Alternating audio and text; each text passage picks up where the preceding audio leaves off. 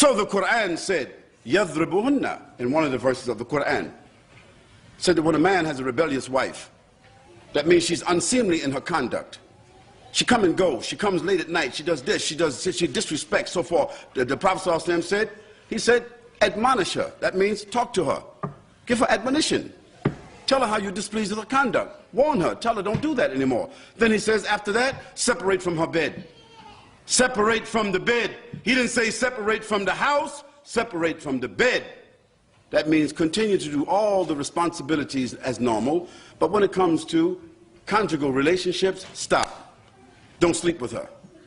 As a matter of fact, sleep in the same room, but don't sleep in the bed. That means no sex. That's hard. That's just as hard for the man as it is for the woman. But the Prophet ﷺ here is saying, if you really want to control her behavior, or if you really want to admonish her, if you're really displeased with the way she's acting, you deny yourself and you also deny her. SubhanAllah. Then he says that if she continues even after that, then the Quran says, يَضْرِبُهُنَّ. It says, apply light corporal punishment. What's the context to it? It must not swell. It must not cause bleeding. It must not cause any breakage. And it must not cause any damage to her skin. So what can you do? What kind of beating is that?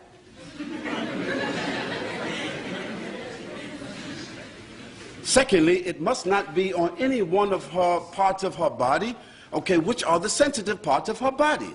So what kind of, where that could be? In the bottom of her feet?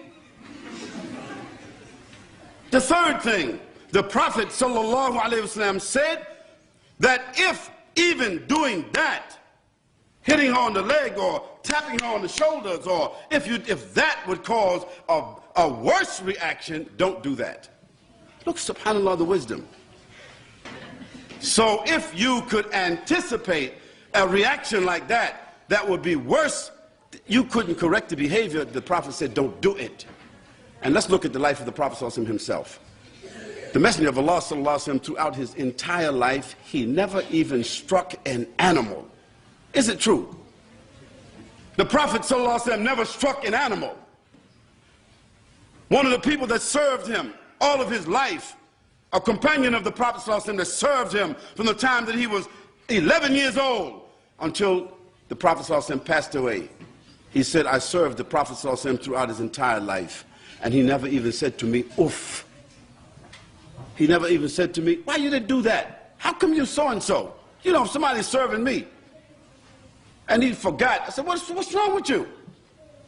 Didn't I tell you so-and-so? That'd be most of us. The Prophet ﷺ, he never even said to that person, how come you didn't do that? What's wrong with you? That person served him for over 40 years, and the Prophet ﷺ never said that.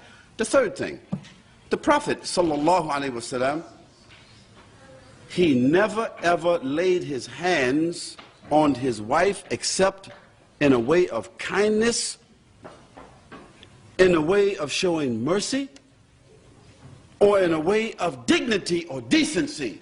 And there was never in the life of the Prophet ﷺ any complaint by any wife. During the time of the Prophet ﷺ, no companions came, no female companions came and said, oh, Prophet ﷺ, your companions who are our husbands, they are beating us and they are this and they are that. No, this wasn't among the Prophet ﷺ's time. This wasn't done because he did not approve it.